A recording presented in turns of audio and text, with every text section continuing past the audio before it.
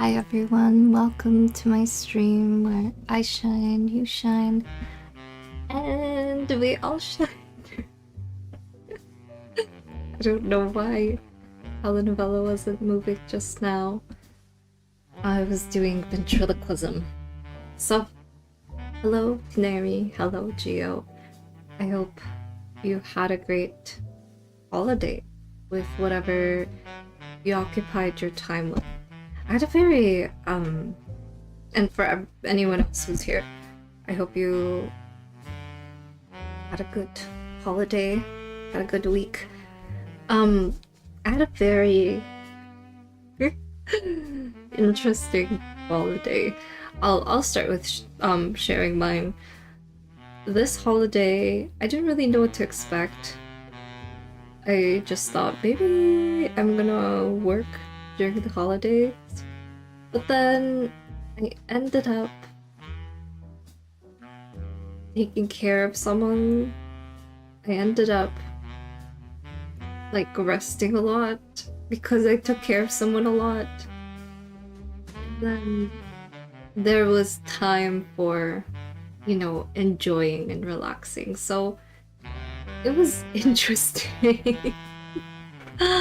Oh my gosh, thank you, thank you. Thank you for the sub. How are you, Atlas?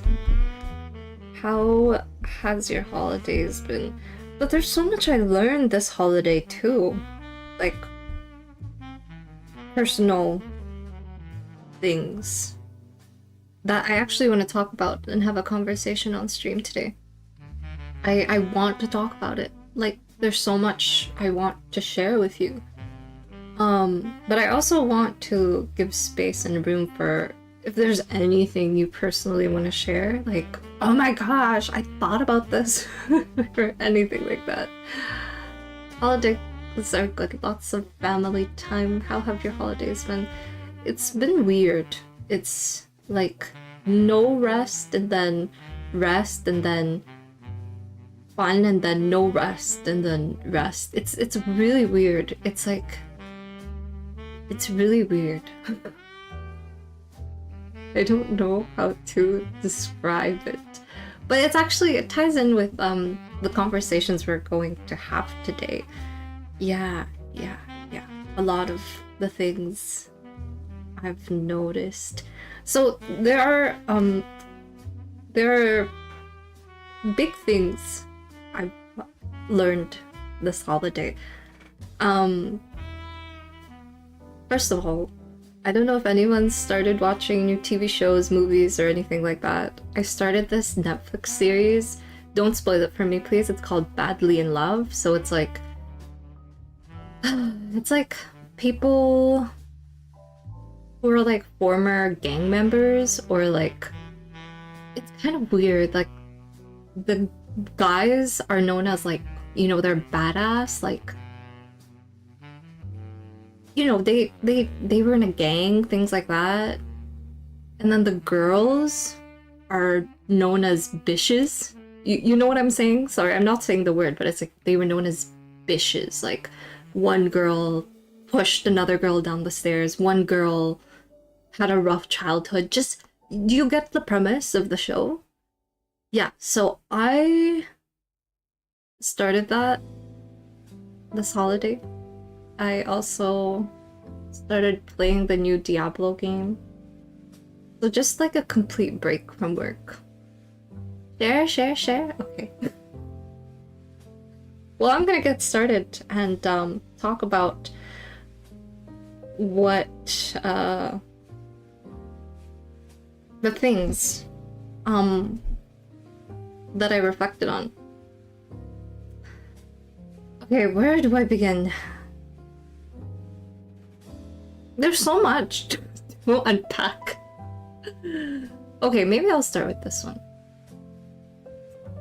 So, Badly in Love, I was watching it with a friend, and there were many times I had to pause. This is the Netflix show, because I don't know if you guys understand this. Sometimes when you're romantically involved with someone, it trickles down to many areas of your life. I know it's weird, but in the show, they were talking about, I don't even know why I'm like, remembering my, like, difficult relationship with a family member in my life because of this feeling of love, that I'm experiencing because I'm interacting so much with this person that makes me feel a sort of way. And then sometimes they talk about, like there's a lot of like past triggers and trauma that the love is bringing. And it's so weird to watch it because it's like, the thing is, it's so weird. Like when I used to watch, I'm not sure if anyone here has a guilty pleasure, but dating shows were always a favorite of mine to watch back then. When I was really, really busy with work, not when you got to know me when I started streaming, before my streaming life. Reality dating shows were just my favorite. But now, like the person I am now, and me watching those shows, it's so weird, unfamiliar to look at it from such a different lens.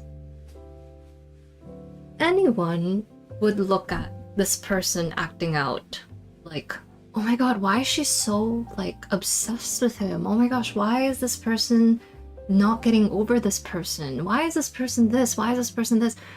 Like, what's wrong with her? What's wrong with him?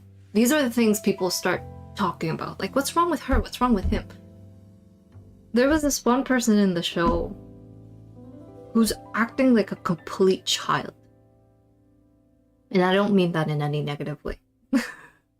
I mean it in the most honest way. Not derogatory. They're acting like a complete child. When it comes to love, I was talking about this with my friend, and I was like, oh my god, she's acting like a child. Like, please don't leave me, she's telling that to this guy. Oh, like, I want you to stay, like, I'm so sad, I won't give up on you. I'll do anything you tell me to, this, that. Like, she's just inner child coming out in many different directions. And people are saying, the thing that I don't like about the show is anytime women express their feelings and emotions, she becomes a problem, which I think is wrong.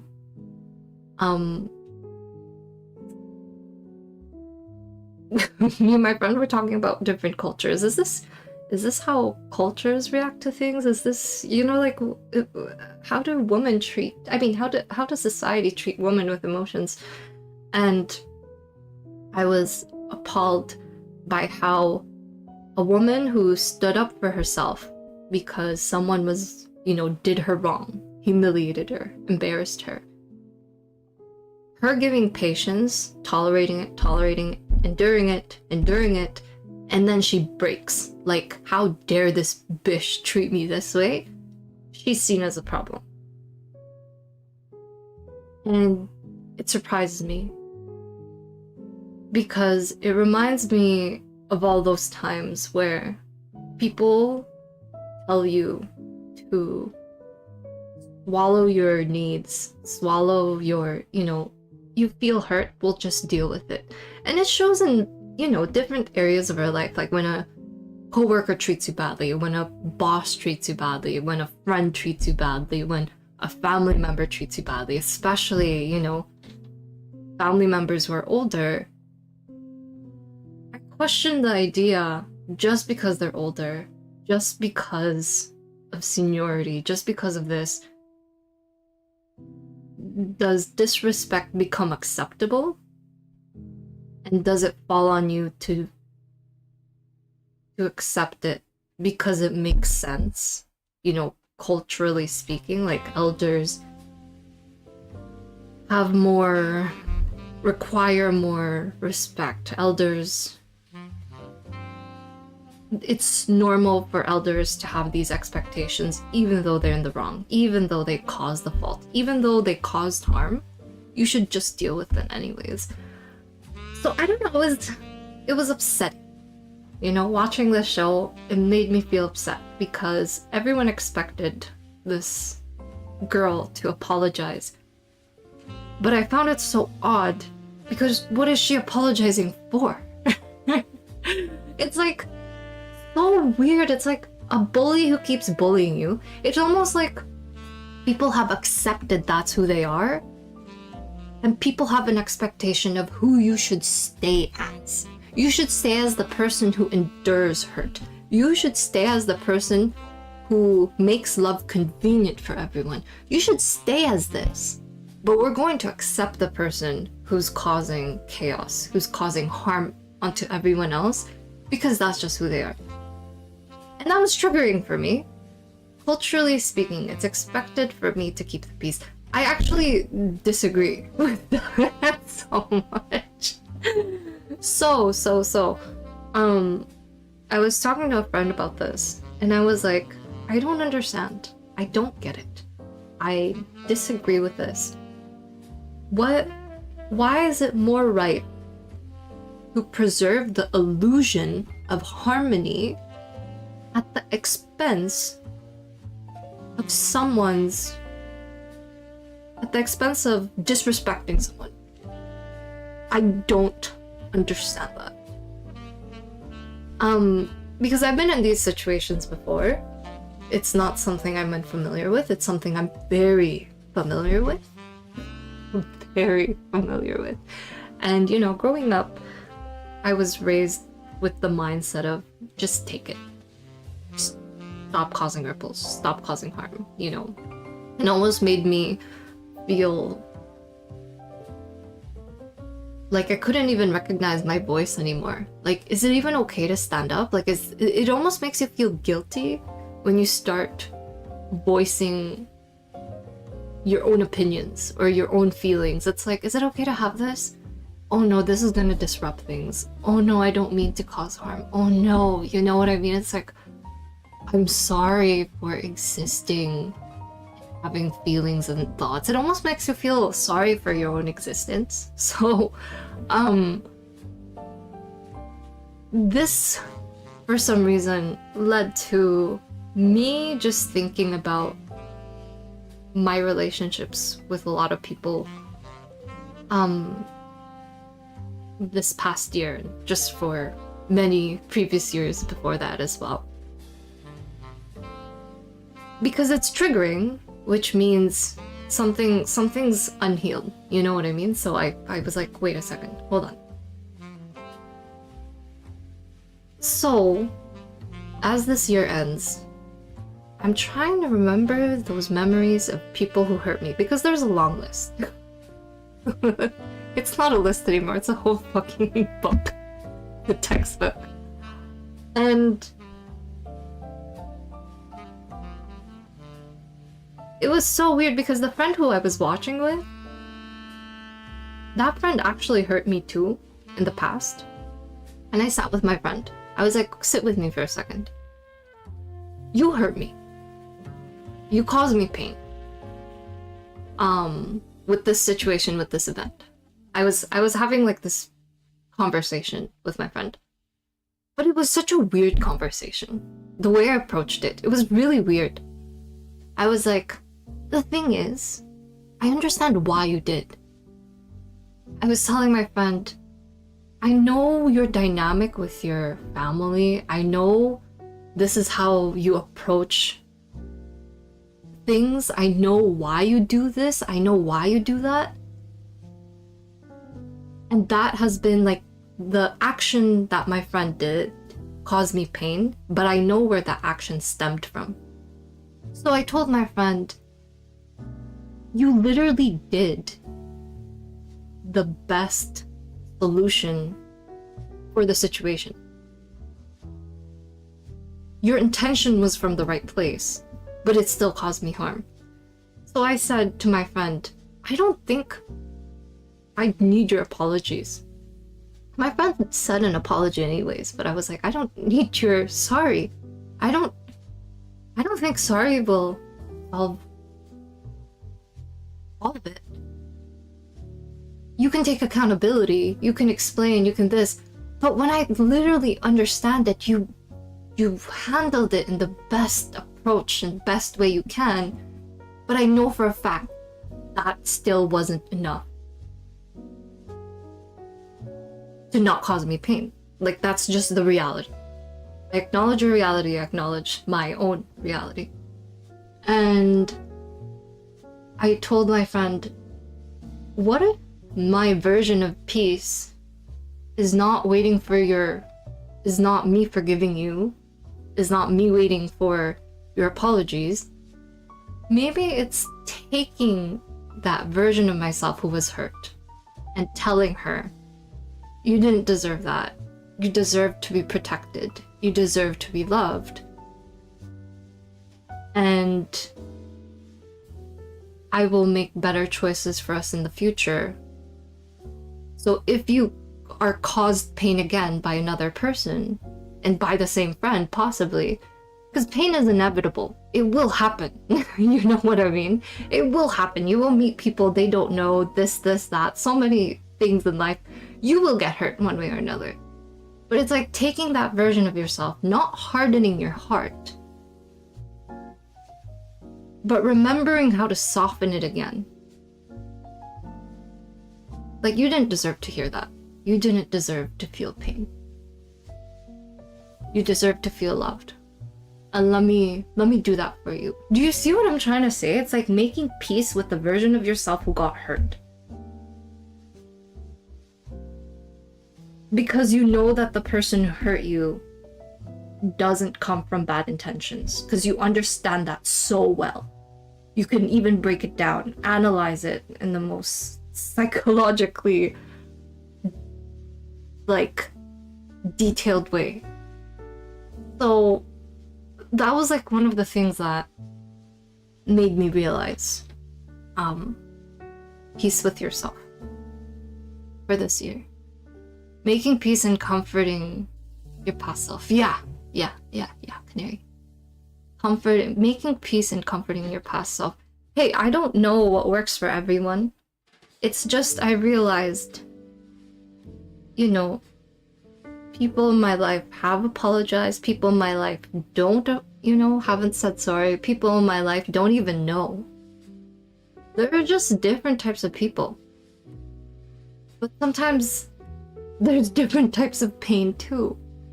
And for me, what I've realized is you can't keep chasing rabbits. You can't keep chasing something you have no control over.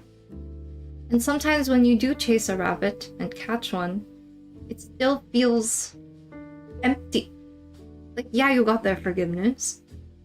Yeah, you got their apologies. Yeah, they feel bad for what they did. Then what? You know what I'm saying? So basically my main point is not all peace comes from reconnecting with people who hurt you. Sometimes peace comes from reconnecting with yourself. That's my point. Sometimes peace doesn't come from reconnecting with people who hurt you to get those apologies, to get that accountability. It comes from reconnecting with yourself and giving yourself from the past a place to rest inside of you. Like, you don't need to continue hurting anymore. You don't need to keep thinking about this anymore. You don't need to keep waiting that this person will understand. You don't need to do anything. You can just rest. In my heart, in my mind, in my body. It's just like your whole nervous system understands and calms down in that way. I don't know if you understand what I'm saying, but I am doing my best to explain it. So yeah, that's one of the big things I reflected and realized when watching the show. The second thing that I mean, I want to hear your thoughts too. You can completely have a different perspective, a different angle, or just an overall, just different thought. I don't know, just anything, which is fine. But I'm gonna move on to the next thing. No. Thank you, Canary. I appreciate you for such an encouraging and loving message. The next thing I wanted to share with you was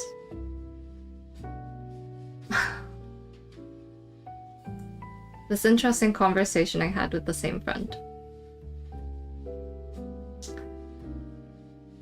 We've had this conversation before on stream, but I want to talk about it again, but maybe in a different angle. Sacrifices in relationships and such.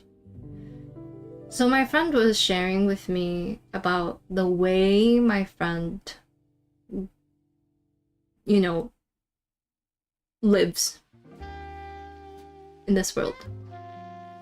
My friend told me that my friend was raised in this world when, you know, like pass it forward. Is anyone aware of that? It's like when you do good to the world will do good back to you. It's like karma, you know. If you do good things will happen to you. Something like that, right? So you have an idea what we're talking about. And my friend told me, like, it's essential, it's important to do good things. So I broke it down into something you can imagine metaphorically. So I told my friend, is that like a present? So let's say it's you have a present, whatever that present symbolizes. You give someone your time, you give someone your money, you give someone your patience, you give someone your love. It could be anything, you know? Something from a good place. You do it, and you give it out to the world. You don't know who the sender is. Maybe you do. Sometimes you do, sometimes you don't. And you pack it in this gift box, and you send it. So now out there, you did something kind, you did something loving. And my friend, you know, based on that logic, if you do good unto others, good things will happen to you. So that means you're waiting for a package to arrive. So if you did something kind, you send a gift, you're waiting for a gift to arrive. And I smiled to my friend because I said, I think that exact same mindset and logic is what broke me in my interpersonal relationships. And of course that's weird. It doesn't make sense, you know? Pay it forward. When you do something good, eventually something good will go back to you. Like that really makes sense, right? But I said, no, it doesn't. And this whole year made me realize that. Because for me this year, I was like, okay, this is gonna be a Santa Claus factory. North Pole. Christmas was just recent, but I was like, I'm gonna be a Santa Claus factory. I will keep making gifts, creating gifts, sending gifts. And it broke me when I checked the mailbox and there wasn't any. So I'm like, okay, I see the problem. I just need to make more. I just need to give more. I just need to love more. And then I check again, there's nothing. So, do you understand why I broke my relationships? Because I kept giving, because I kept loving. And I'm not a saint by any means. So it started to drain me, right? I'm like, maybe if I love more, maybe if I understand more, listen more, be there for them more, I just do more, maybe I can feel love too. It's not that I expect them, to give me the same love. You know, if I send a big present, I don't expect like a big size present in return. I just expect just something. Could be anything, you know, just any type of present, just something. Like, does the world remember me? Are my efforts recognized? Do I matter? You know, thoughts like those. So I told my friend something different that I do now. It's really different. The Santa Claus factory closed down. Inevitably. Indefinitely, not inevitably, indefinitely. It's closed for shop. But now it's different. I have a present for myself. That present is for myself. Someone, anyone, it could be someone I know, it could be someone I don't know, sees that present I have for myself and says, I like that. I want that. And I tell them, okay, but give me a moment because I want to create the same present for myself as well. Do you understand? It's like, I have a present to myself. Someone wants it. I want to give it. But will I have the same present for myself once I give it away? I'm not sure. Maybe I don't right now. Maybe I can, you know? Just give me like 5 minutes. Sometimes it takes a few minutes, sometimes it takes days, sometimes it takes hours, weeks. I don't know. I don't know how long these presents take. I don't even know what type of state I am in. But maybe I can do it in a few minutes. So I tell them, just wait. And then I make that present for myself, give it to them. Now I still have that same present. I don't care if they give me a present in the future. I don't care whatever they decide to do, because that same present they want from me, I still have it with me. Does that make sense? It's like so bizarre. It's because a lot of people, you know, when they give something to someone, their hands are empty. And since it's empty, it's nice to hold something, right? But since you're so used to giving, since you're so used to like your hands are always empty because you're giving so much presents away, you're like, I kind of want to hold things now, you know? So this year really challenged my perspective on this. And it made me realize, like, my own answer to this is it's good to give presents you can and want to, as long as you remember to have enough for yourself, or to make enough for yourself. Does that make sense? Do you get it, Canary? Does anyone understand? Sorry, give me 1 second.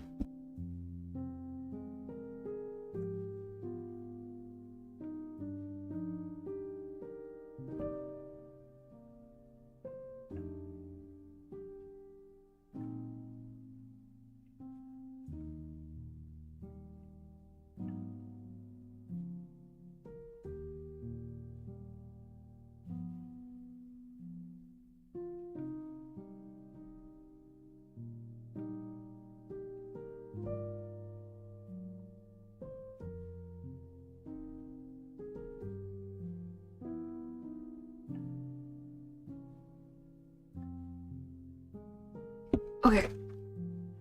So I don't think there's anything wrong with giving presents. I don't think there's anything wrong with wanting presents or longing for presents back.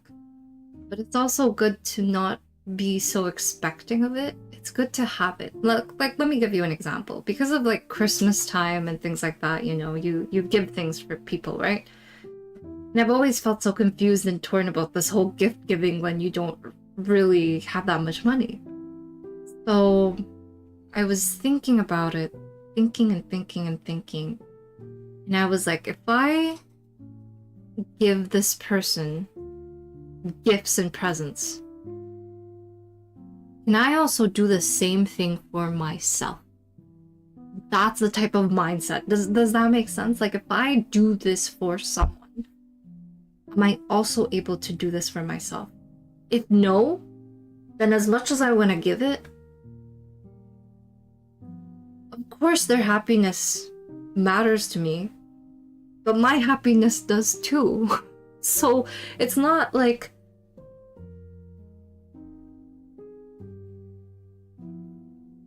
how do I say this? It's not like I don't want to give them anything at all, but what can I give them that I also can give for myself? Do you know what I mean?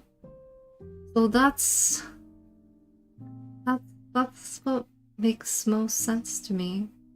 And it's funny that I realized this during Christmas time, because this is when you give things to people, this is when you receive things from people.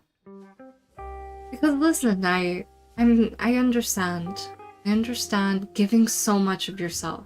You know, there's this post that I saw with sacrifices. And I actually wanted to share the post with you, but I'll pause for a second. It does make sense. I used to think if you do good, you will be gifted good things too. See, that's the thing I was like talking about to my friend, because I'm like, so you wait. Because I'm saying this from experience, right? And from listening to the story. When you do good things, you send a gift out to the world, and then you wait. Listen, I get it. You try not to have expectations. You try to appreciate everything people do, but you still wait. You're like, is the present coming? Did it lose its way back to me? Like, why did I send 10 presents out into the world? Send it to people I barely met. Or sorry, acquaintances. People who I love so much. People who I know a lot. But there's none in my mailbox. It makes you question, like, am I worth receiving presents? Should I be receiving presents? Is there something wrong with me? You know, like these thoughts come up. However, I realized that's not how life works, so I just stopped thinking about it. If I have and want to give someone a present, then I'll just give. I don't mind having it because I can create. Exactly. But that's the difficult part. Creating your presents for yourself anytime. Because sometimes I've realized my own limitations. Like, sometimes I would have not a lot of sleep that day, or I'm like really anxious, really tired, you know, just a lot of things going on in my mind. And someone wants my present. They want my time. They want a listening ear. And I'm like, I cannot make this present for myself right now, but they want this present for me. So my instinctual response is, okay, let me give it to you.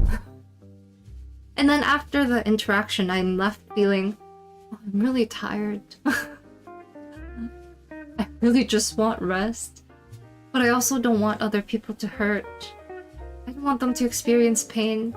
But why am I feeling pain on my own? You know, I feel it so much. It's like, do you see what I'm saying now? It's like, it's not turning them away completely. It's telling them, I want to be there for you. You deserve my full attention, but I can't give you that right now. I'm exceeding my capacity to do that. But when I can, I will. Just not right now. Do you see what I mean? It's like, this is what you deserve. This is what they deserve. There's this post that I saw. Someone said, it ties into what we're talking about. In love, 1 + 1 = 11. And this person's like, what do you mean? So I'm sharing a story. This person said, growing up in India, I learned that sacrifice was the ultimate expression of love. A good partner adjusted, accommodated, and put the relationship first. Can we pause for a second? That's not just romantic. This sounds very familiar with family, friendships, different types of interpersonal relationships, but you really feel it in romantic relationships, you know? A good son, a good daughter, good friend, adjusted. A good girlfriend, a good boyfriend adjusts, accommodates, puts the relationship first. Sacrifice was the ultimate expression of love. And for those who know, you know. Our present got stuck in custom, but after it's confirmed. It's just it just didn't pass security. That's what it is. But you deserve the present anyways. Continuing my story. She said, so I thought that sacrifice meant we'd both become more together. Sacrifice means you become more together. But what I never questioned was what that actually looked like. Because in my last relationship, I was there for him. I made time for us. I put our relationship first. But my sacrificing is what made me realize that our relationship would never work. Because at first it was just small things. Canceling dinner, plans with friends when he called, leaving early from gatherings because he wanted to see me. And I told myself this is what love looks like. But then it got bigger. Putting away my paintbrushes because we don't have time for hobbies right now. Rearranging my schedule around his, and I kept telling myself, this is what love looks like. Being there, being available, making us the center of my life. So I want to pause before I continue reading this story. Isn't this familiar? Isn't this familiar? This is very familiar in my family relationships. This is familiar in my romantic relationships and in my friendship relationships. Now it isn't. We don't know her anymore, that version of me. No. What I'm trying to say is I used to be this way, but I also realized that it's not sustainable to be this way. It's kind of like having a subscription. I'm sorry, this is like the worst example, but it's like having a subscription to a gym or like Netflix or like, you know, like services you use and you pay so much a month. Maybe a little bit, maybe a lot, but it's there, right? And I see this with like relationships and career with work. You can give so much, and I invite you to give all you can that you want to, but you know, there are times where you make exception. Like over the holidays, as I've said, I felt a little weak because I was prioritizing another person. But there was also a balance I found. It's not like I was like belaying myself. Like I made sure to put that person first, but also got at least a little bit of rest. I put that person first, but I didn't blame myself while doing so. You know what I mean? It's like there's a balance there. I don't have to abandon anyone. I can continue loving someone without abandoning myself. And you know, that line hit me when she said, being available, being there, making us the center of her life.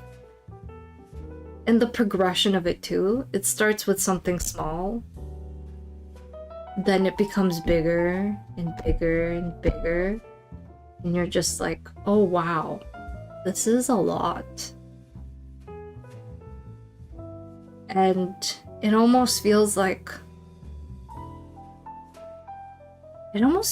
you're holding the relationship together because you're almost afraid to say no.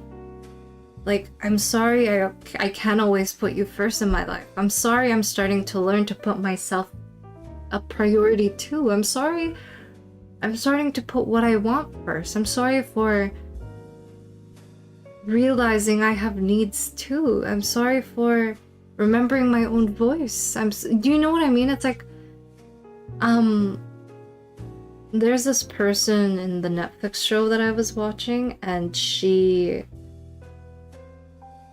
had like tiger parents growing up, so parents who are very strict on her. They want her to get certain grades. They want her to really succeed in life, and just a lot of expectations. So because they have such a tight grip on what she should be doing, who she should be, she has so much trauma in her romantic relationships now. In the show, it shows so much, and I hate how everybody labels her as like problematic because she's just in pain.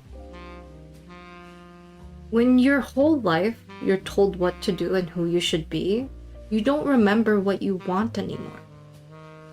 And when you do, you almost feel guilty for it. So when she approaches her romantic relationships,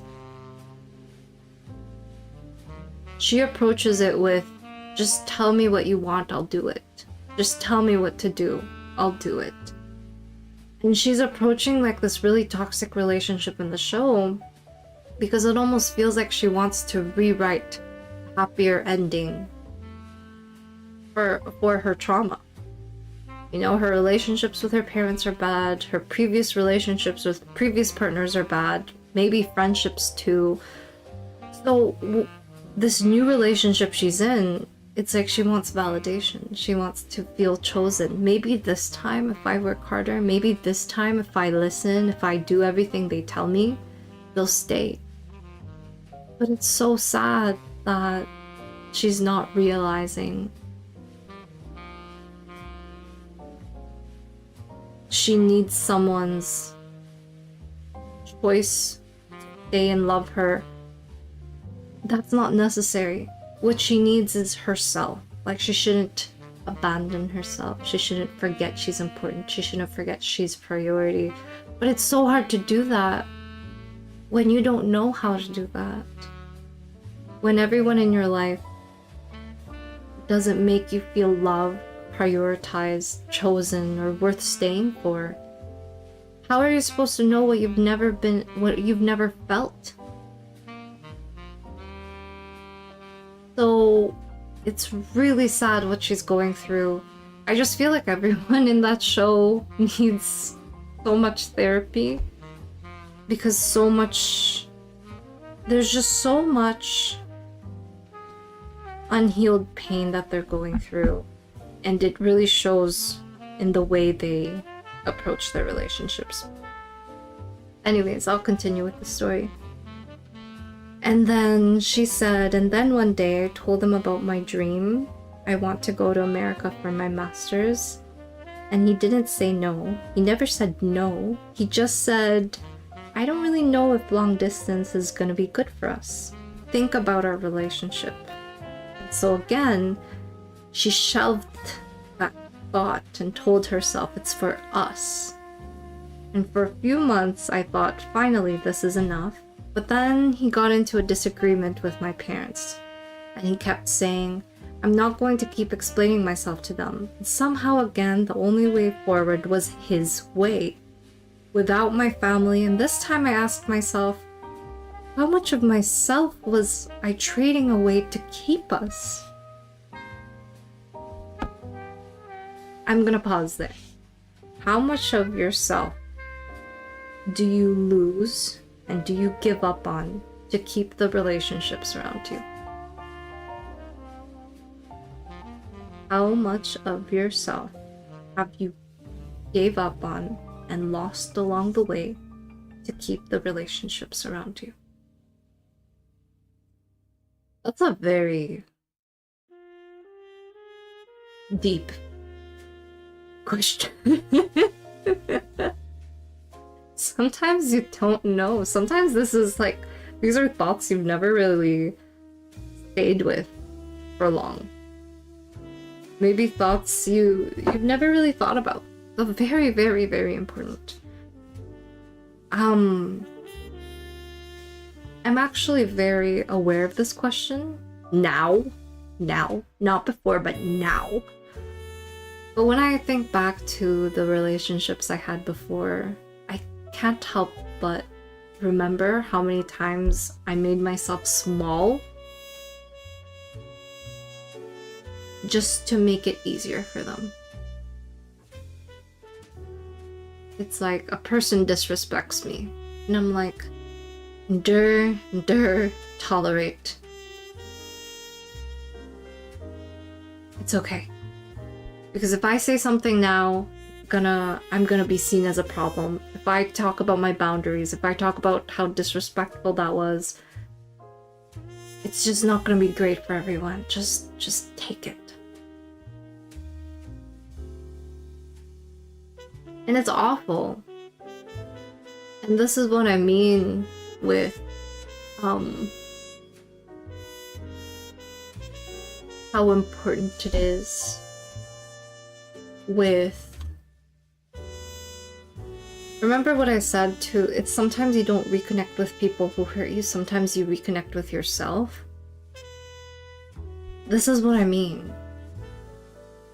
It's not trying to reconnect with the previous people who hurt you to take up the parts of yourself you lost or you gave away.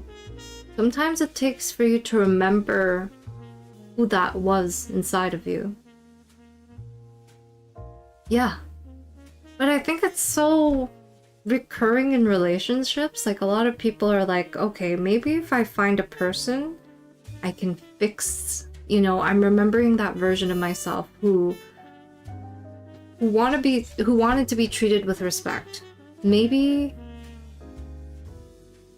I'll get that piece back that I lost a long time ago, years ago, a few weeks ago. Maybe I can get it back by loving this new person. Maybe I can get it back by reconnecting with my ex. Maybe I can get it back by this, that. But we all know what the answer is, and I don't think people will always be able to give you that. Sometimes people don't even understand what you lost. So maybe it's time you do that for yourself. Yeah. I think that's what it comes down to. How much of yourself did you lose or give away to keep the relationships around you? I'm gonna continue the story. She said she gave up on her hobbies. She gave up time with her friends. And she gave up her future. And now he wants her family too. And she said it was never an explicit, no, you can't do this. But it was always implied that she needed to give things up for them. And that's when she understood it was never about us. He didn't care about us. He cared about him. And he was being erased. She was being erased. And he was okay with that because he didn't want her. He wanted a wife. He wanted someone who would mold their life around his. Someone who took up less space. Someone who is convenient to love. And that's when she realized it was over. Because she finally understood 1 + 1 = 11. She said love is not about two people giving things up to become one. So you don't give up and lose things to become one. It's about two whole people standing side by side, where you bring your dreams, family, friends, hobbies, and they bring theirs. Because when it's right, you don't lose yourself. You find more of yourself. And I think that's beautiful. That's true love. Now, I don't know what people be eating or drinking when they're like, no, this is true love. No, this is true love. I honestly feel like true love is, it's true what she said. It's where you find more of yourself. You don't lose yourself, you find more of yourself. And I feel like it's really romanticized in society and in this culture of things, especially in the movies. Have you seen movies where they're like, oh, you need to give up this, you need to sacrifice this, you need to do all of this to keep your love, and this and that and this. No, love is a place where you find more of yourself, not lose yourself. I sincerely believe that. So yeah, those are my thoughts on what I realized for the holidays. You know, so much so much knowledge. I'm going to... Okay. I was gonna say I'm going to pause. I don't think people don't have enough time to come into such conclusion. Oh, canary! I felt butterflies in my stomach. That's so sweet. Thank you so much. I really appreciate the kind words. Actually, I have one more thing to say. I was talking to this individual recently, and she had such an interesting life. She spent her life... Sorry, it's all about privilege. Conclusion and things like that. It ties into what you said, Canary. I really appreciate the words. She was talking about her life. She was talking about her mindset, her approach to things. Now, it's not as direct as that, but it's her interests, it's her hobbies, it's the way she looks at animals, and she's not afraid of them. She feels like sometimes animals are more afraid of you. And that's why you know, our first instinct, you know, when we see a big animal, we're afraid, there's fear. But she doesn't have that. And I'm looking at her with, like, shock, surprise. Why don't you have fear? Our conversation wasn't long enough to ask these questions, and I was really tired, but, you know, with that small exchange, it made me really think about life in general. And, like, what type of family I want to have in the future, what type of life I want to live. Because my current life, I am happy with it, but it's so damn cold. Like, I want to live in a place that has 4 seasons with the winter weather not too long, you know? And I see people live their life, find their routines, and I can't help but think, I don't see myself following the same thing. So it almost makes you ask, what type of life looks fulfilling to you? What type of life feels like yours, you know? I was sharing this with my friend. I was like, a life that feels full. I do love my work, but I also want to have the option to go out, to have fun, to enjoy activities, you know? But I can't do that. It's too damn cold. So I feel like that was my first really like think about things realistically. Really ask myself what type of life do I want to build and which direction. It's almost like a compass type of question. Am I going the right way? What type of steps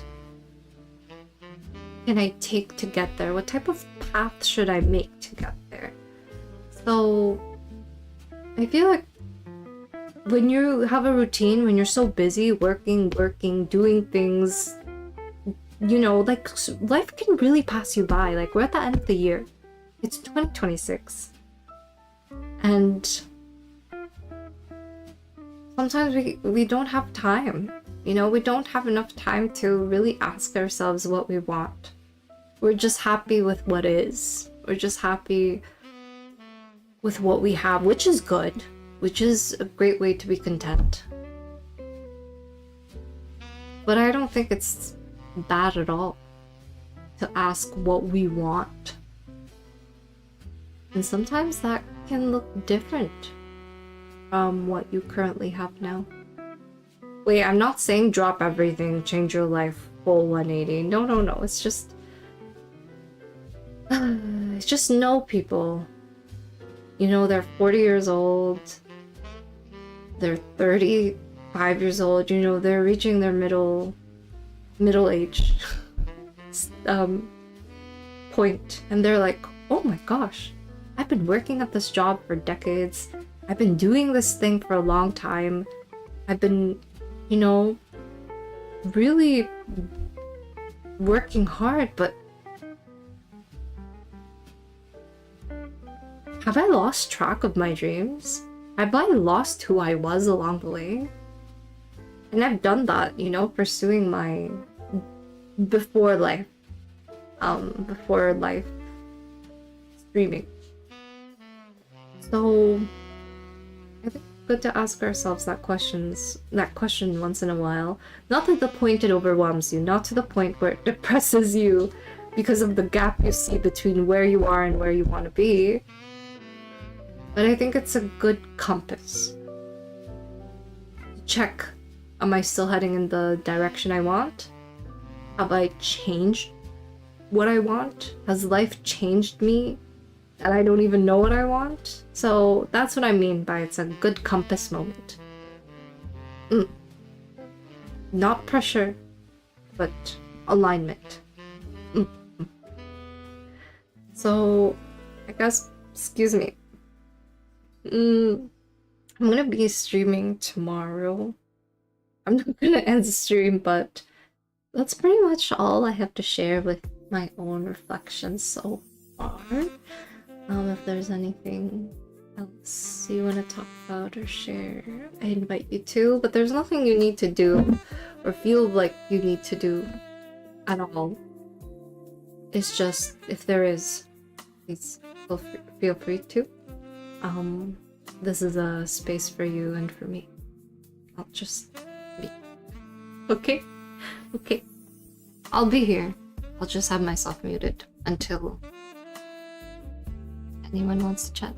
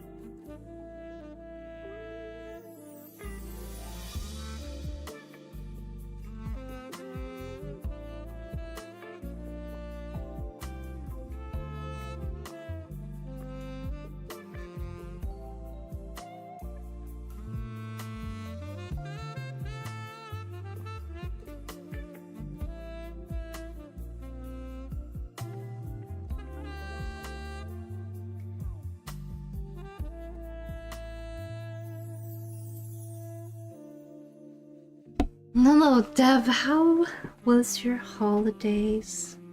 Did you have a good holiday? Anything you'd like to share? Thank you for coming by and joining us today. I appreciate it. It was alright. Well, that's good that it was alright. Yours?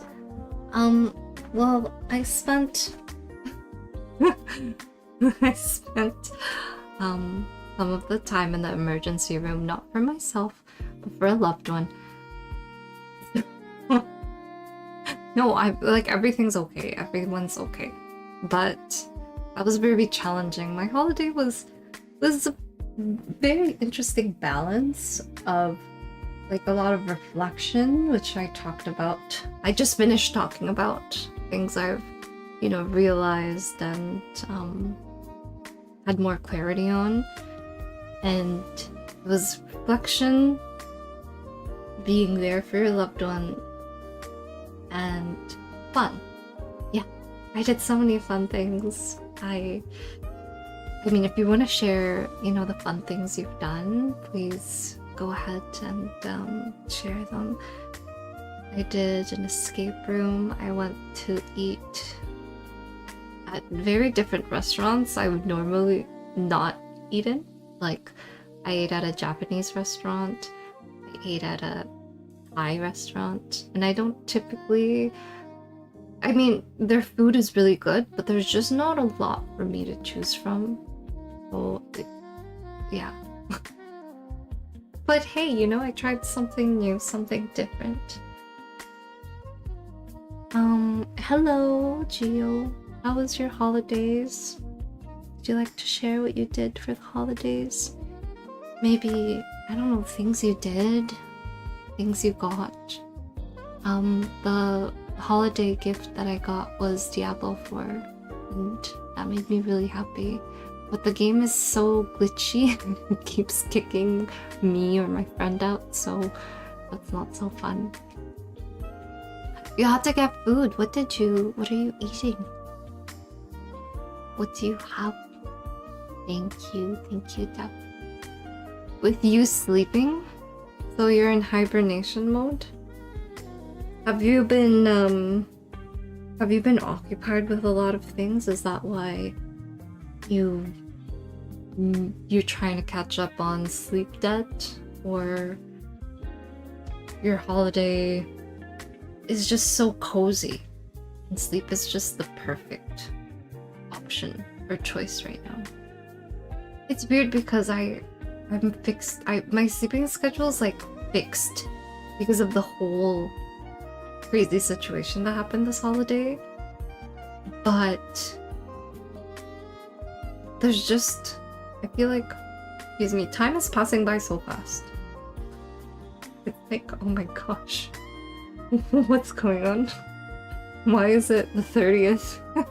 Why is it almost 2026? Like, I thought it would go slower, but it's going really, really fast. Ooh, you hung out with a few friends a few times. Any core memories you made? I made a core memory recently. So I was buying my friend, how do I explain this? Like, something athletic, like athletic wear. And my friend was like, oh, I really like this. And I'm like, okay. Like, if you like it, you like it. Like, I'll get it for you, right? And then my friend's like, I think I have this. And I'm like, really? Are you sure? And then my friend looks down at the pants my friend was wearing, and it was the exact same thing my friend picked up. And then we both started laughing because I'm like, oh my gosh, of course you like it because you're wearing the same thing and you already have it. So it's a really small, subtle thing, but it's like a really core memory. It's so weird, guys. Like, I don't know if you understand where I'm coming from, but sometimes in life it's not the grand things, it's not the big things, it's the moments you spend with someone make it special. Do you even understand? Like that small memory that I explained. Nothing big happened, nothing crazy happened. Yes, I'm buying a gift for my friend, but just the whole exchange was like, I want to have more of this, you know? I want to have more moments to remember and laugh at and smile at. Yeah, things like that. Your holiday gift is a friendly Canary, how are you? Like, how is your how is you overall? Because I know you've been working hard and then you got sick and then like what's going on in your mind now? Have your priorities changed? Have you been thinking about how to approach this in a more sustainable way for yourself, or what's going on? So many wedding photo shoots, so you want to rest up. Oh, what? People have their weddings around this time? Wow. I mean, Gio, it's picking up, right? This is something you've wanted. Like, I remember you talking about money is important for you, and you with this whole photography thing you've started a while back, and now it's picking up. I'm glad it's starting to pick up again. I'm glad that you're doing it again, and I'm happy that you're being invited to so many wonderful celebrations. Just go to a cafe. Yeah, that's nice. It's too cold. I feel like I'm hibernating. It's just so cold in this weather. I don't feel like going out. It feels so limited of what you could do. Because once you step outside, it's just too darn cold. See, this is what I mean. It's like I want to have the option to go out, but you don't have that option in this weather. I mean, people still go out, but it's just I don't want to. I am surprised, Gio. I am very, very, very, very surprised. I mean, when maybe this is something you've thought of, maybe this is something you haven't, but does anyone have a preference of when you'd like your wedding to happen? Mine is a big no-no when it comes to the holidays. Just a big, huge no. Especially at the end of the year. Like, I don't want it to merge. But this is just a personal preference. Like, I celebrate Christmas. Maybe you don't. But, you know, Christmas this month is Christmas time. And you have New Year in January. So I don't want anything to happen between this time. I feel like, but all weddings are mostly summertime. I don't know. I think May to July. But I know it's summertime, but I just can't think of any other time. The best way to get married. I just don't know when's a good time. I just don't wanna, get married. February, nope. March, I think it's too cold. April, it's still too cold. May is when, April is when things are starting to get warmer. May is when things start to get warmer. Yeah. August is too hot. September is when people are busy, so I'm not sure. It's when it feels like September and January is when New Year's start for people. September is when like school starts, people are back to their routine. January, New Year, you know what I'm saying? So this is a hard question. I don't know. You've been reflecting a lot. That's great. I'm happy you have. 2025 was a crazy year for you. You've been thinking a lot about relationships and the way you see people. You made a few new friends. That's amazing. That's great. That's so good. Overall, feeling optimistic. I'm happy you're ending this year with feeling optimistic. How is everyone ending this year with? If there's an emotion or one word or in any way you can describe ending this year, you know, the transition from 2025 to 2026, is there a way you describe it? It's weird. I don't feel optimistic. I don't feel pessimistic. I just feel clarity. You know, it's funny you mentioned Canary. You made new friends. Because this is, like, making new friends was, like, really exciting for me last year. I was like, oh my god, I have so many new friends. I am, like, so happy. I was on cloud 9. But it was gutting. It was absolutely gutting when I realized those friendships that I was really happy about felt draining as well. So it ties into our earlier conversation, you know, today with the whole gift thing. You know, you do good unto the world and the world will do good unto you. But sometimes you have a gift for yourself and then you give that gift to other people, knowing you can give the same gift to yourself. So you won't leave empty-handed. And this year really, like, slapped me in the face when it came to relationships. And it was a hard slap. It was like a telenovela slap. Not telenovela slap. It's like smack with water all over you. You know those, like, really cliche things? Yeah. Because I felt like this year really made me come to terms with what are you no longer carrying into your next year when it comes to relationships. And this year made me really confront it. I couldn't look away. Just stared at it into the eye. Like, damn. The relationships I kept were always this way. Like, I wanted to keep them so much.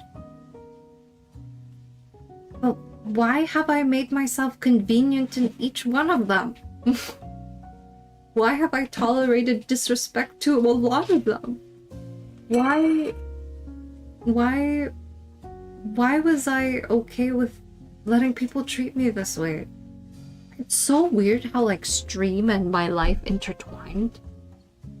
Because it really made me question, you know, stream was very hard. Like, it was very, very challenging because there were people I didn't want to have boundaries with because of the memories we shared, and that mimicked and reflected in my life. It's like, I don't want to make a boundary even though it hurts because I want to have you in my life, but I'm like, when did I make this okay? When is this fine to just tolerate pain just to keep someone who doesn't even care about hurting me? When has that ever been okay? So it was hard. But it was necessary as well. I was questioning it a lot. I was so lonely. I was like, but I also don't want to chase after rabbits, you know? I don't want to chase after relationships, bad ones, and it's like... But I'm so happy with myself now. I used to think, maybe if someone just comes, maybe, no. I'm so happy with myself now. It's not to say I don't want new friends or I'm stopping anyone from coming close to me. It's just I know what I deserve very clearly. So it's really weird. Yeah. Parody is nice. I don't know what the new year holds. I did my reading for the new year and I was like, oh, things will get more clear. But it's interesting. I don't know what it means yet, but we'll see. It's kind of scary. I feel a little bit afraid of the new year. You want it to be on summer. I want an outdoor wedding. Same. I want a beach wedding, but then I'm a little concerned about the sand. So I'm still a little indecisive about that. I still haven't made up my mind completely. My wedding in the future would be on a cloudy, windy rain. No rain at all. So everyone feel comfortable, no cold, no hot, sweaty weather, no wet, rain. Too much to ask? No, it's not too much to ask. I think it's a risk, you know. Having a wedding outdoors, you don't know what the weather is like. You can just hope for the best. But that is ideal. Just like the perfect weather, so everyone is comfortable. It'll be so hot outside in my summer in my place. See, that's the thing. It depends where you want your wedding to be held to. Is it like a faraway place? Is it... I don't know. It's like... I don't know. I want it to be in 2 locations. Yeah, I want the wedding to be in 2 locations. Would you have a big wedding? I don't think I'd want a big wedding. I think I want people who I want there. Do you know what I'm saying? It's like, if I have such a big wedding, it's like, does this person even feel happy for me? Does this person even care? Does this person even know who I am? Or are they just a relative or family member just because I had to? Just because, you know, I don't think that's right from my own perspective. Tired? Yeah, I feel that way too. Hopefully you'll get more rest and more time to recover your energy, Dev, for the new year. Anyways, I am going to pause again, unless you want to continue speaking about, I don't know, just anything you'd like.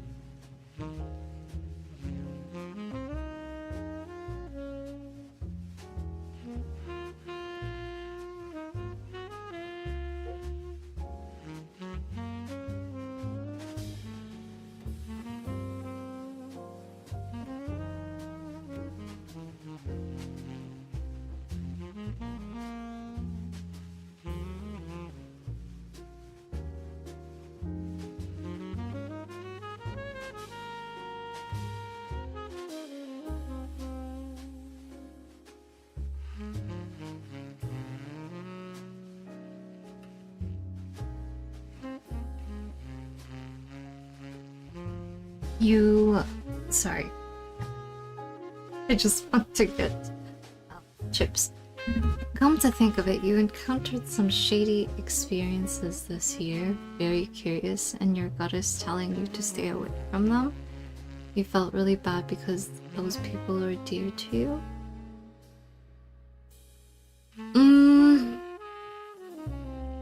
The nervous system doesn't lie.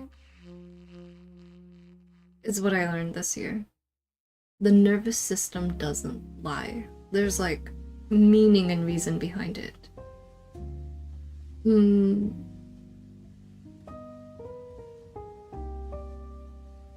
I wonder what is it exactly where you felt it could be physically, mentally, emotionally unsafe with them. But it is sad, like, okay, I'll share from my experience. That's very connected with what you said, Canary. There's someone who's really close to me, and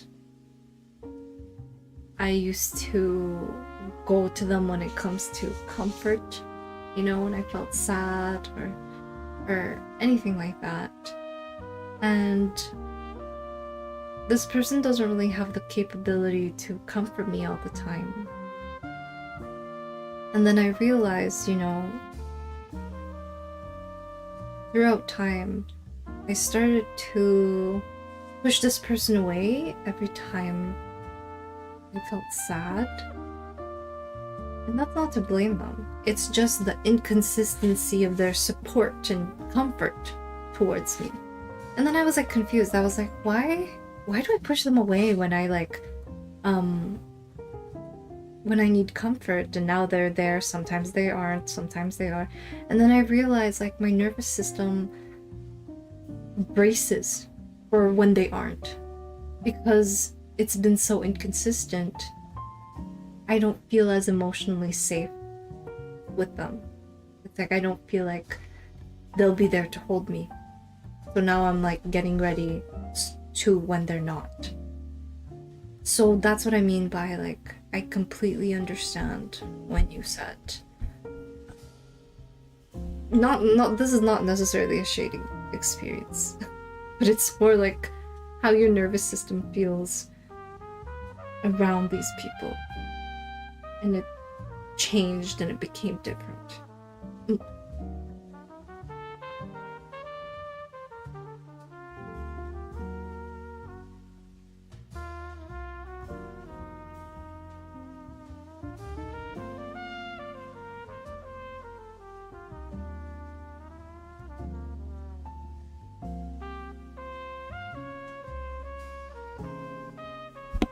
Everything felt unsafe in one experience, like someone threatening your livelihood and relationship with other people.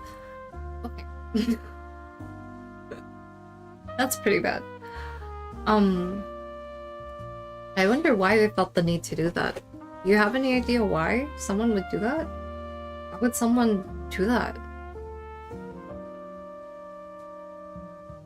Were they trying to establish dominance? Were they trying to establish power in the relationship? Because I'm aware of these things. Sometimes a relationship that looks very harmless but feels weird. I think your body is trying to signal you something. Sometimes it could be false positive. Sometimes it could be just a false alarm. Sometimes, you know, I had my own fair share of a run with this individual who would make like very passive aggressive comments towards me, and it feels weird to even feel a sort of way about it, because when they say it, you're like, that's kind of odd. The way it's framed, the way they talk about things, the way they say things to you, you're like, why is this person framing things where there's a jab? You know, they're trying to obviously cause harm and hurt, but it's framed in such a way that makes them not look like a villain. It's like, it's very done well, but there's just something off, you know? And then, you know, after that connection didn't work out, I started reflecting on it and I realized that that person wanted power in the relationship. For some reason. It's not, you know, I'm not laughing at them. It's not anything bad. People have their own reasons. People have their own decisions for why they do things. But I felt so puzzling. Like, why would someone want power over me? Is it they feel like they have no control over the narrative? Is it because it's so unfamiliar they want to preserve an image? Is it that they want, I don't know, more control of how things run? Because they feel comfortable in that. They love when I feel uncomfortable. They like me feeling discomfort. But why? Why would people want that for another person? So, at first I tried to excuse it. At first I tried to understand it. But there comes a point where you're like, this is really weird. Like, I'm not blaming the person. It's just, I'm not understanding why. I'm not understanding. I don't know. You know, there are just times where you just don't know why someone would do a certain thing. Actually, I guess I'll talk about this. So I saw a video recently about a child, 11-year-old kid. And he was clearly distressed. His mother said no to him. No, you cannot play video games. No, you cannot do this. And he started hitting her. So he started physically punching and hitting his own mother. And I was dumbfounded. Because that was so unfamiliar to me. Why would a child hurt their own loved one intentionally? Like, this was so bizarre. Because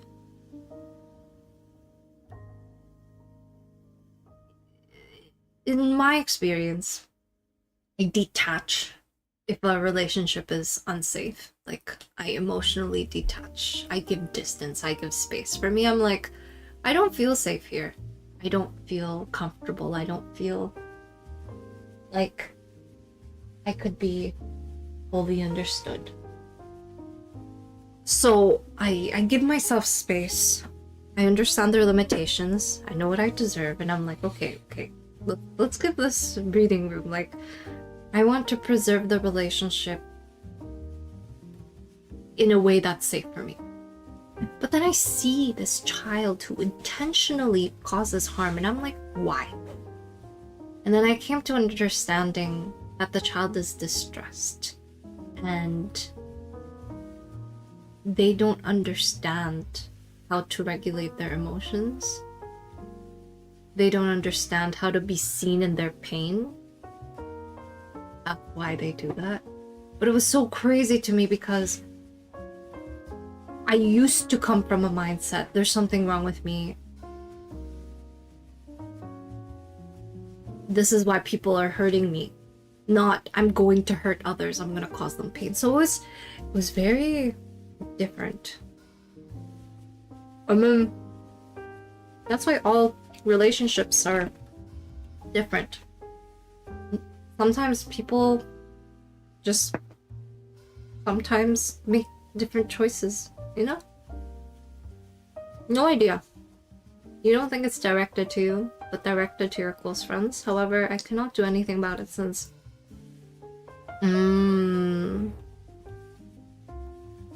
yeah. I wonder why. This sounds like a very complex and interesting situation. I want to understand, actually.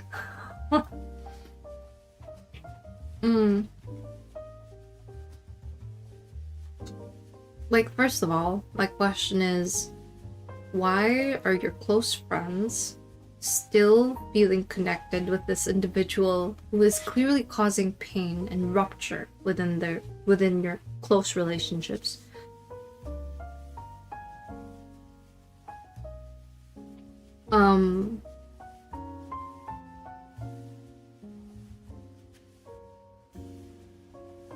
And why is it normalized? Why is everyone accepting it, turning a blind eye to it? And why is it normalized? People obviously feel a certain way, but they're turning a blind eye to it.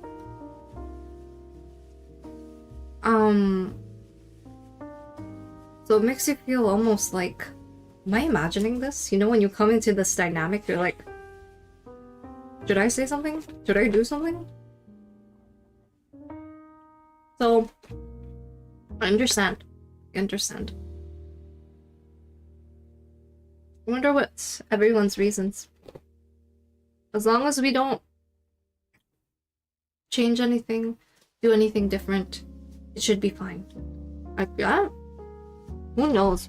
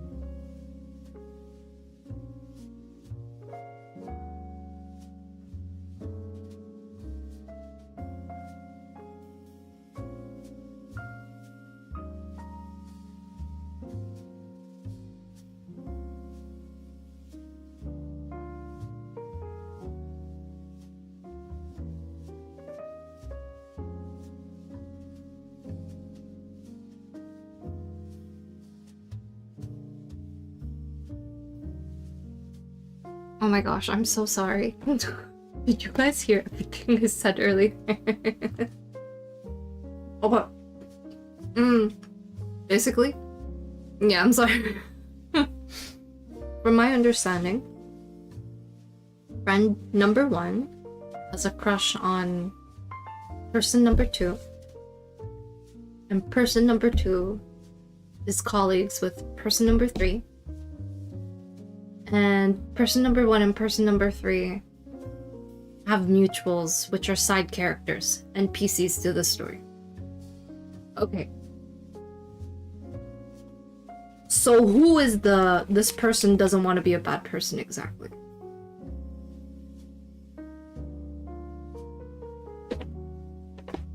But yeah, is there more to this lore? Because I want to understand it. But it's okay, you don't have to share.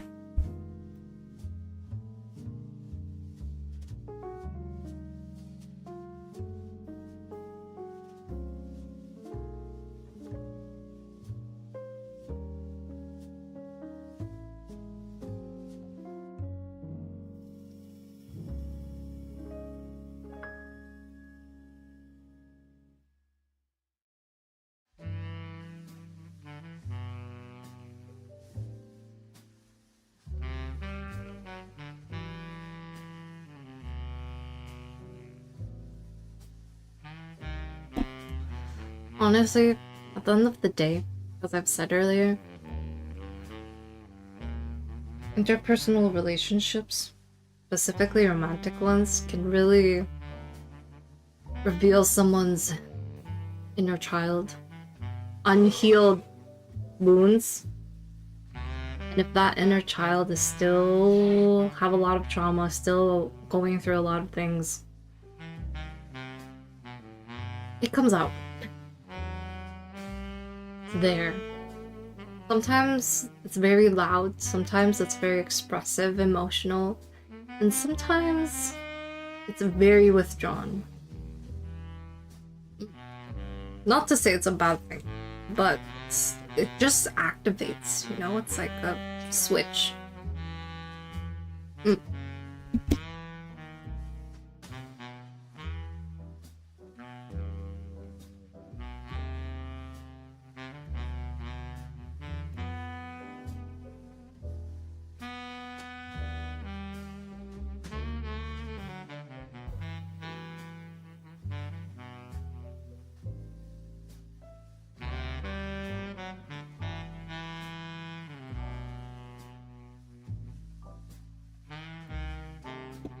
Okay. This person has been deleting their private conversation with friend one, and friend one ended up burning.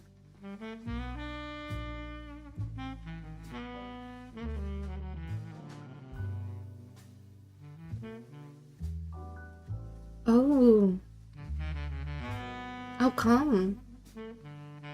How come friend one ended up burning bridges with everyone except for the crush? Like, what caused such a reaction? I think burning bridges, for some it could be a very easy, instinctual response to something uncomfortable, or something they no longer feel safe in, or something just not good, you know? For whatever reason. But what caused such a response?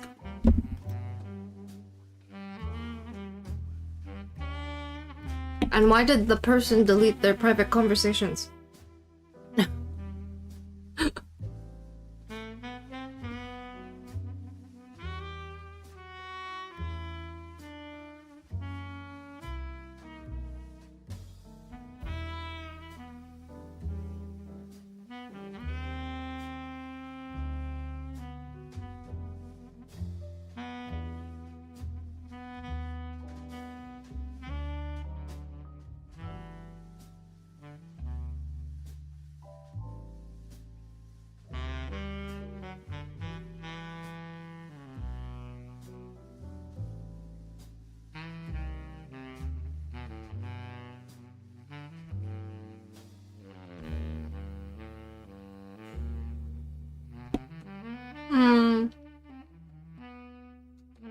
I think everyone felt unsafe around friend one. And I don't know the reason why this person is deleting the conversation either. There is a possibility that that conversation... Okay, hold on. Pause for a moment. Neri, if nobody feels... If people feel unsafe with friend one, imagine that person number two, you know, who's colleagues with... The person number three is colleagues with, who friend one is likes and have a crush on. Think about it. If everybody is unfriending... Oh, sorry. If everybody dislikes and feels unsafe with friend number one, what if that person number two,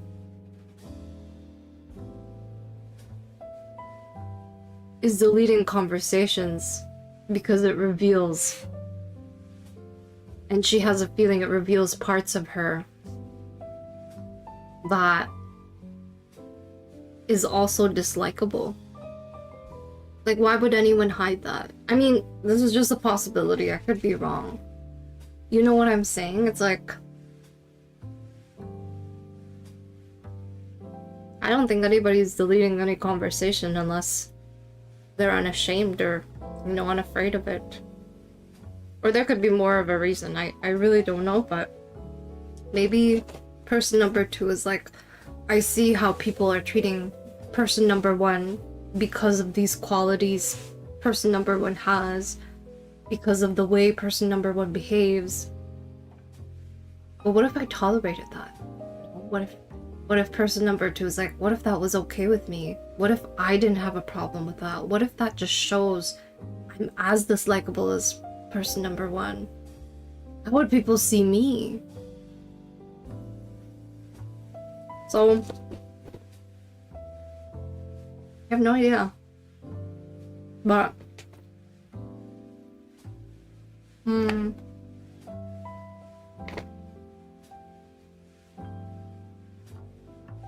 This is quite crazy. Crazy situations.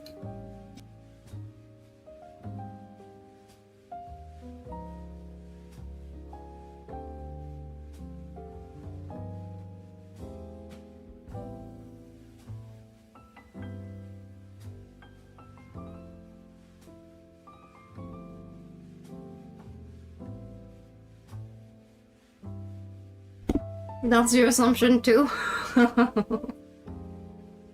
Bullseye. Yeah, it could be a possibility.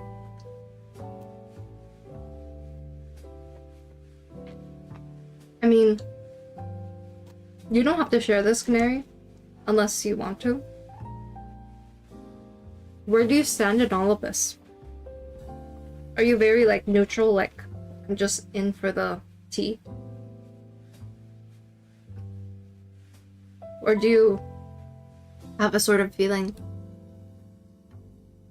of loyalty to person 2, person 3, person 1, and PC characters?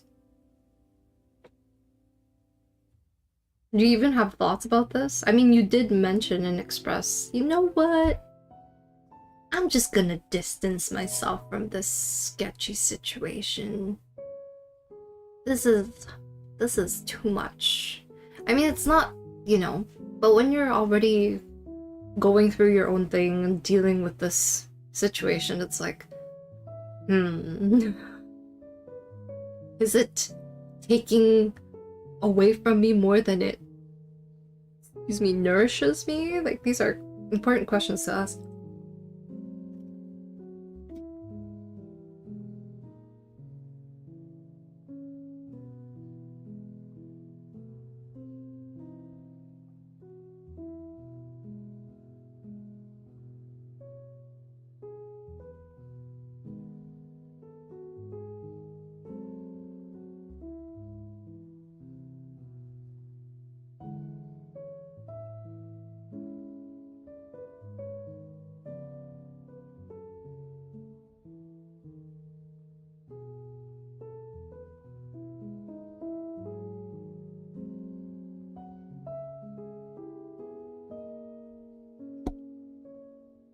You have thought, but these are adults, so I'm gonna drift out and look at the situation as a learning opportunity.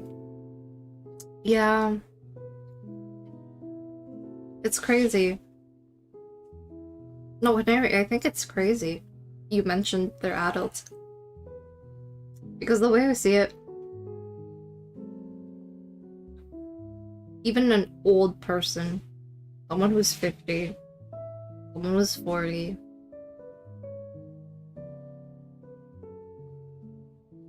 they are still childish, not childlike. I think it's good to be childlike, you know, to wonder, to explore, to ask questions. It's good to have that, you know? It keeps you, how do I say this? Engaged with life. Like you're very inquisitive, still wondering. That's childlike, that's healthy, but childish. That's unhealed pain, trauma, and things we kind of bypass for the sake of adulthood, for the sake of responsibility. So, I mean, this is not a bad thing. It's just a matter of fact. There are just people who are childish when it comes to things, childish with the way they go about things. And it's just unhealed.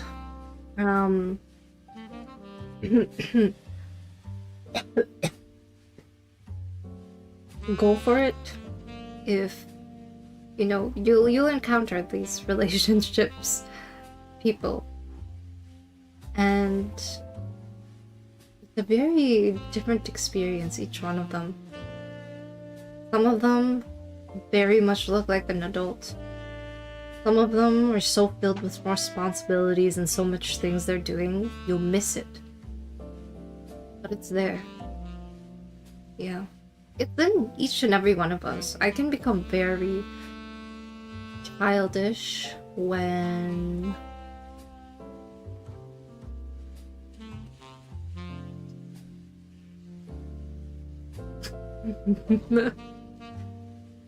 when my day gets ruined, it hasn't started yet. I'm not sure if it's childish. I think it is. Because I like shut down completely. I'm not sure how to regulate my emotions, but it's like if I have plans for the next day and I have to wake up early and I don't even have enough sleep for the next day, I feel like I become really childish because I'm so mad. My day's already ruined before it started. And I'm really stressed out about that. Because now everything that happens the next day is to make up for the rest and sleep that I haven't missed, and that really stresses me out. So I get really childish when that happens. Like, I want to blame someone. I don't want to take accountability for my actions. I'm so triggered. I'm so upset. You know, things like that. So for sure, I get childish too. That's why it's an opportunity to learn. They're responsible. That's I see, Mary. I see. But you actually have interesting things to say. I love hearing you and your opinions to many things. But it's, as you've said, it's just one of those situations. You know, Canary, it's funny you mentioned that. Anything I said would have just made the situation worse. That's something I actually recently started to be more conscious and intentional about in my actions. When how do I explain this? If a family member, if a friend, in any of my interpersonal relationships, if somebody says something that's not nice, like it comes from a not so nice place. It's not coming from pain. It's coming from they're intentionally harming you. You know what I mean? Like saying bad things. Like, oh, you're blah blah blah blah blah blah blah. Like they try to belittle you and dismiss you as a person. I have been so confused about this because I know my voice is important. I know what I say is important. It's important. But then I get conflicted because I'm like, I don't want to speak. This is the most weirdest thing ever because I don't want to speak. But I know my voice is important. It's not that I don't think my voice is important. That's why I'm choosing not to speak. I'm choosing not to speak because nobody's listening or understanding. So it's weird because in the beginning of the year of 2025, I treated my voice as important. I was like, you know what, I'm gonna say it anyways. I'm gonna say this, I'm gonna say that. I wasn't afraid of using my voice. But now that the end of the year is approaching, I've started to realize the difference. My voice is important. I'm not afraid to express it. I'm not afraid to say it.